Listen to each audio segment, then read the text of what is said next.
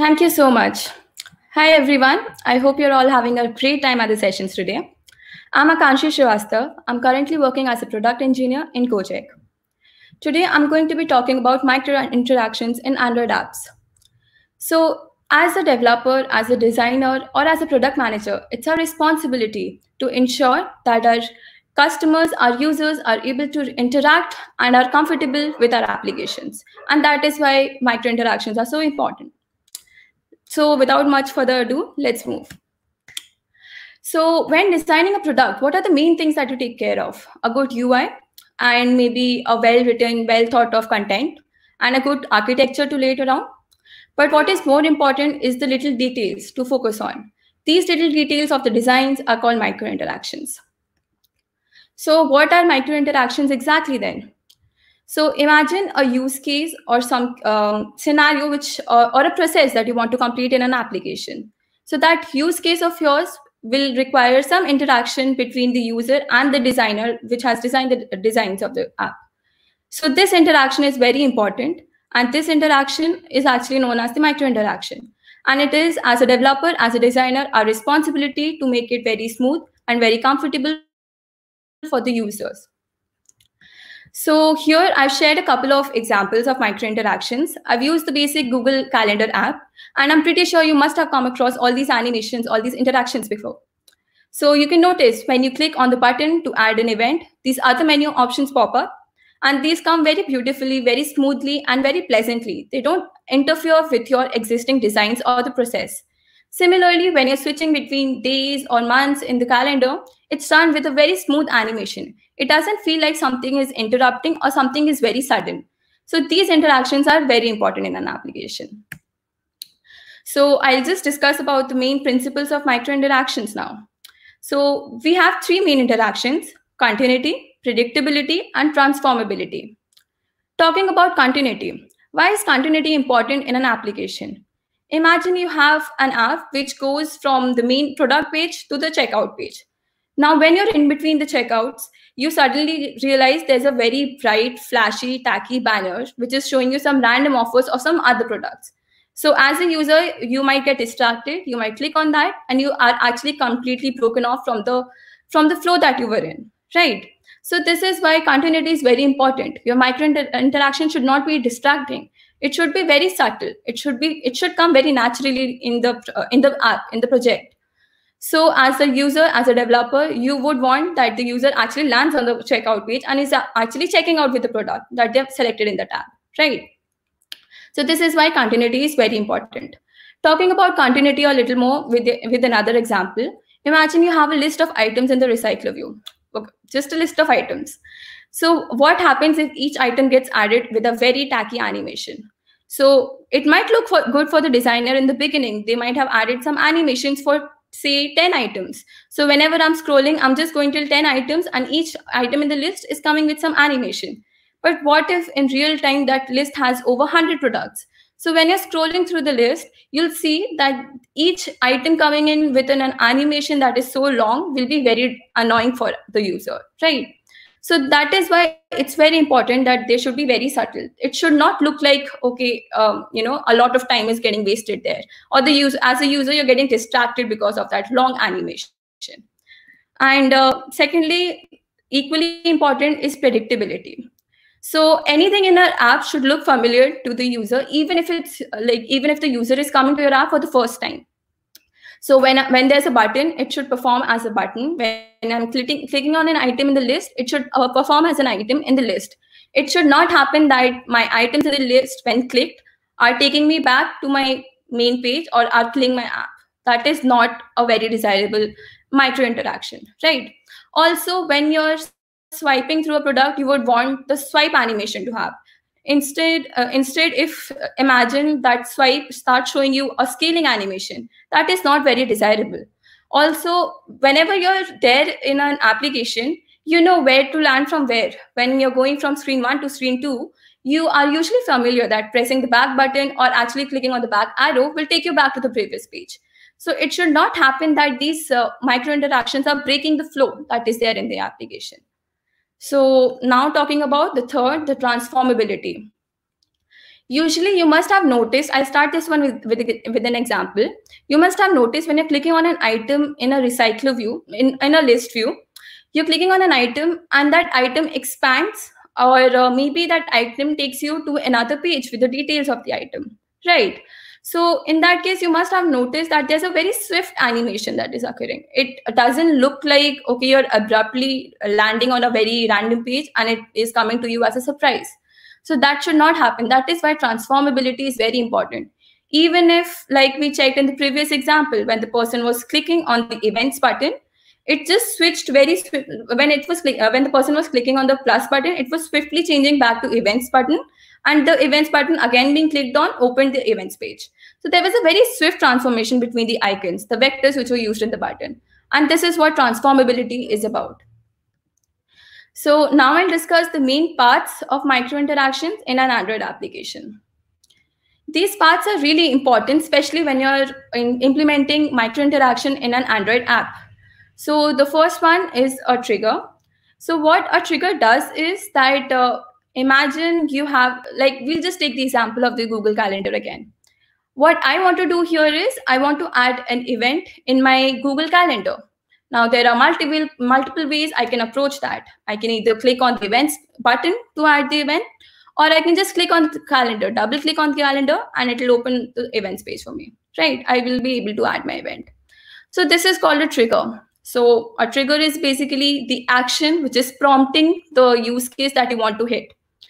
And this is very important for a micro interaction. It should not happen that for each trigger, your micro interaction is different. Notice whenever you're clicking on the events page, it is scrolling up in the same way, either way, even if you're clicking on the button or you're clicking on the calendar.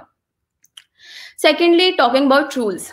So what are rules exactly? Rules are basically a set of well-defined micro interactions for your step, for your use case. So whenever I'm trying to add this events, or whenever, no matter which trigger I'm using to get to my events adding page, it will always add this like this similar kind of event to my screen. It won't happen that if I'm using the plus button, it's adding a different kind of event, or if I'm clicking on the calendar, it's adding a different kind of event. So these are rules. These are some well-defined scenarios which will always be similar for no matter how different your trigger is. Thirdly comes the feedback. This is also very important to let the users know that they're actually actively interacting right now with your application. So what happens when you click on an input field, or you just click on a button when you're trying to add your name and then submitting it somewhere? You see, whenever you're trying to add your name, you will see that the line is underlined, and if it's incorrect, it will be underlined in red, right? And when you're trying to click on a button, there'll be a small ripple, or it will become disabled if it's incorrect or something. So these things are called feedbacks, which we get from an application. So whenever I'm trying to perform an action, I get a feedback from the app. And it is actually well defined if the designers are keeping all the scenarios in mind, which is very important. And the last thing is loops. So loops are when you're trying to perform the same case in different ways, as like using different triggers, and maybe you've set up one setting in the first scenario. You would not want to change, reassign the settings again and again. You would want your settings are perfectly set in the first time, no matter if you're coming again from the second event. So I'll just explain it better with an example. Look at the clock when I'm setting the time. It's set to from 1, I'm changing it to 3 p.m. So when I say, okay, it's an all-day event, my clock is actually not important. It just becomes disabled. But when I'm again disabling the all-day event, the clock is again set to 3 p.m. It's not set to 1 p.m. again, which was the default time. So that is actually restoring my actions, and it's not making me work again and again. And even if on a loop, I keep doing this, it will always restore the mode or the state in which I was. So this is what loops is in micro interactions. Now I'll just talk a little about the implementation when you're trying to add these micro interactions in Android. There are multiple ways in which you can do this. And personally, I have found that you can use the animators which Android provides, or you can take help from a third-party application, third-party library. Here, if you see, I've recorded a screen where you scroll and you will notice that the label on the top left corner, which says the month, actually shifts according to the month you're scrolling to. So if you notice now, when I'm scrolling, it changes from August to September to October with a very swift transition animation, right? So here I've used an object animator. So what it does is that an object animator can be applied to just one object. And it makes sure that animation, like I've applied a very smooth translation animation. It's not very sudden. The names are not changing very suddenly. They're changing with a smooth translation now. Similarly, instead of an object animator, you can use a value animator. The main difference is that the value animator can be applied to multiple views, multiple elements on the screen. So here I've just used it for the add button because right now only the add button is scaling. But for instance, if we would have wanted the calendar mark on the top in the toolbar to scale as well, we could have added the same animation here in this same value animator. And the third thing is the view property animator. So view property animator is no different from object animator. As you can see, I've just used a dot to indent all my properties instead of writing them in separate lines of code. This can be done this makes your process to add animations to small elements very easy. And moving on, you can also use XML to add animation. It's not important to just write a code in a Kotlin file. You can add through XMLs. You can take help from, again, third-party libraries. Here in the XML, I've added my animator set. So animator set is basically a set of multiple animators. So you see I've added one object animator for the alpha animation, which is changing the visibility and invisibility, the opacity basically. And the second one is for the translation.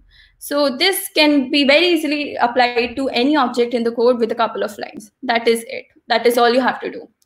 And if you're planning on using some third-party libraries, it's very easy. The documentation is very easy. They actually allow you to use or to add animated vector jowables in your apps or any SVG that the designer is giving to you. You don't have to convert or write an XML code for that. You can just use the SVG directly in your application for the animations. Now coming to a very important part here. So when I talk about micro interactions, often it's taken in a way that, micro interactions are so important that we should maybe apply it to all the elements in the screen, which is not necessary. It should not be done. So what happens when you overdo animations is that you make it very confusing for the users, especially for the first-time users. And people usually get annoyed very easily and they start, they stop using your application. So here, if you see in the first example, just to show the personal details, I'm using the alpha animation on each line. So what happens when the second line is there? It's very difficult for me to predict whether there's going to be a third line or not. And the user might just keep waiting and there might not be a third line at all. Or maybe after 3 lines, I might be waiting for more info to come. And that's just a waste of time. And we don't want that, right? So that is why it's very important that we make sure that these animations are really swift, really smooth, and are not applied to each element. It's only applied where it's necessary. Also, you can see in the second animation, just to dismiss the details, I've applied a translation animation to each line. Again, it's taking one line at a time and dismissing it. It's going to take a very long time, right? And usually when a person is there on your application, it's said that in a few seconds, the person get bored very easily. The cognitive load is too much. They get stressed out, annoyed, and they just stop using your app. And we don't want that. So that's why it's very important that we don't overcrowd our app with unnecessary elements and micro interactions. And these micro interactions should be almost invisible. So imagine when we were clicking on the plus button to add events in the calendar page, the way it was changing from a plus to an events button was very smooth, very swift, and very quick. It did not take a lot of time, but it was still noticeable. So it was almost invisible. And thirdly, it should be very consistent. It should not be like, this plus button on a different screen is behaving differently or has a different micro interaction on that screen. We would want that this animation or the interaction that we have set to a particular component is same across all the screens. And that is why it's very important that it's designed for repeated use. It should not be like that, you're just going to first screen, applying a particular interaction to one component, and then maybe if you have that component on another screen, you're again working on the entire micro interaction again, which is that is definitely not required. And lastly, you don't have to force it. Please make sure that your micro interactions are really subtle, really natural, and they're going and blending in with your application very well. And whenever the user is using it, they feel more comfortable. They're actually able to understand the app. Even if they're coming for the first time, they are able to, understand all the aspects and the purpose that your app is serving. And you're highlighting and adding micro interactions to the points only where it's required. So I think if you're following this principle, these parts, you'll be able to design a very well-functioning app with the proper working micro interactions. And with that, I would just want to say that the more your users get to interact with your application, the more they get familiar, the more is the time that they spend on the app, and the more is the better outcome, right? So I would just like to conclude with the quote by Benjamin Franklin. So he said that if you tell me, I'll forget. If you show me, I may remember. And if you involve me, I will understand.